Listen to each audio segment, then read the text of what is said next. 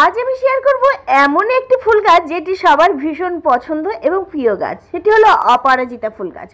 অপরাজিতা ফুল গাছকে কিভাবে পরিচর্যা নিলে প্রচুর পরিমাণে ফুল ফোটানো সম্ভব, এই গাছকে দীর্ঘদিন বাঁচিয়ে রাখতে গেলে কি করবে, কিভাবে বীজ থেকে চারা তৈরি করবে, কি ফার্টিলাইজার এই গাছ ভীষণভাবে পছন্দ করে এবং কি করলে এই গাছ ঝোপালো এবং গুল্ম আকারে করে রাখা যায়, আজকের ভিডিওতে সম্পূর্ণ শেয়ার করেছি। অবশ্যই ধৈর্য সহকারে দেখতে থাকো, তাহলে বুঝতে পারবে। নমস্কার বন্ধুরা, গ্রিন গার্ডেনিং উইথ মল্লিকা। আশা করছি তোমরা সকলে ভীষণ ভালো আছো, সুস্থ আছো, সবুজের সঙ্গে আছো।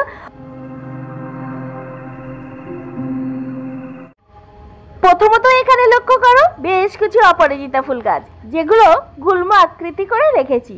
3 থেকে 4 বছরের পুরানো। কয়েকটি গাছকে বেনুনি করে রেখেছি এবং বারে বারে প্রুনিং করে দিয়েছি, ফলে গাছটি ঝোপালো বা গুল্ম আকৃতি হয়ে আছে, প্রচুর পরিমাণে ফুল দেয়।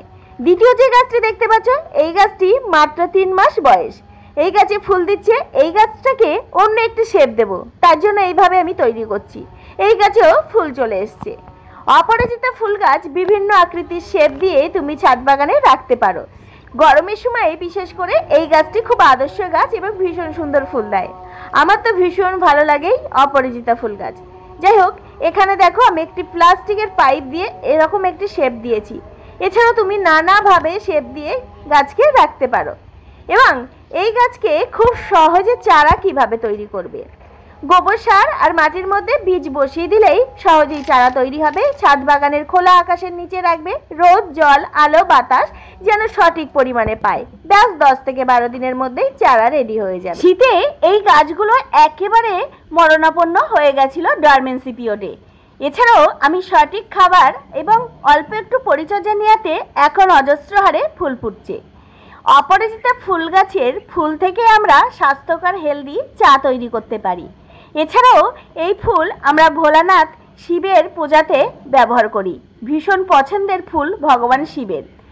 আজ আমি শেয়ার করব এই গাছে কি কি সার প্রয়োগ করেছি, যার ফলে এমন রেজাল্ট আমি পাচ্ছি। আজ বেশ কিছু ফুলও আমি সংগ্রহ করে নিচ্ছি। 4 থেকে 5টি টবে তোমরা অপরাজিতা ফুল গাছ করে রাখতে পারো, আর সহজ পরিচর্যায় অনায়াসে গাছ ভরা ফুলও পাবে। এই অপরাজিতা ফুল 2 রকম ভ্যারাইটিসের হয়। একটি হলো এক পাপড়ি যুক্ত, আর দ্বিতীয়ত এরকম থোকা বা গোলাপের আকৃতি বিশিষ্ট। ভীষণ সুন্দর লাগে কিন্তু অনেকগুলো পাপড়ি দিয়ে এই থোকা আকৃতির ফুলগুলো। চলো এবার কি খাবার প্রয়োগ করব। এই গাছে টবের মাটিতে কোনো রকম আগাছা জন্মাতে দেবে না। আগাছাতে কিন্তু এক্সট্রা খাবার গ্রহণ করে, গাছকে হেলদি হতে দেয় না। সব সময়ের জন্য আগাছা পরিষ্কার করে দেবে। আলতো হাতে টবের মাটি এভাবে খুশে দেবে। যত হালকা মাটি হবে ততই গাছ কিন্তু হেলদি হবে। টবের মাটি সবসময় চেষ্টা করবে কম্পোস্ট যুক্ত আর হালকা মাটি প্রস্তুত করতে। টবের ড্রেনেজ ব্যবস্থা অবশ্যই ভালো রাখা চাই। জল বসা হলে পাতা হলুদ এবং নানা রকম সমস্যা হবে, গাছ মরে যাবে। আর এই সময়ে জানো তো মাঝে মধ্যে বৃষ্টিও হচ্ছে, সেক্ষেত্রে আমাদের ড্রেনেজ ব্যবস্থা ভালো রাখতে হবে। টবের মাটি খুশে দেওয়ার পরে আমি এখানে প্রয়োগ করছি মিক্সড ফার্টিলাইজার। মিক্সড ফার্টিলাইজার কিভাবে তৈরি করা যায় পরবর্তী একটি ভিডিওতে আমি অবশ্যই শেয়ার করব। এছাড়াও আমার পিছনের ভিডিওগুলো তোমরা ফলো করলে দেখতে পাবে। প্রত্যেকটি টবে কিন্তু এই মিক্সড ফার্টিলাইজার 2 চামচ করে দিতে হবে। মিক্সড ফার্টিলাইজারে প্রচুর পরিমাণে আছে আয়রন, ক্যালসিয়াম, পটাশিয়াম, ম্যাগনেসিয়াম থেকে শুরু করে এছাড়াও নাইট্রোজেনও আছে। গাছের সমস্ত পুষ্টিমৌল এই মিক্সড ফার্টিলাইজার প্রয়োগ করলেই গাছ সব পুষ্টিমৌল পেয়ে যাবে। সেই জন্য বলবো একটা ফার্টিলাইজারই বাজিমাত করা যাবে। সারা বছর ধরে এই মিক্সড ফার্টিলাইজার আমরা প্রয়োগ করতে পারি।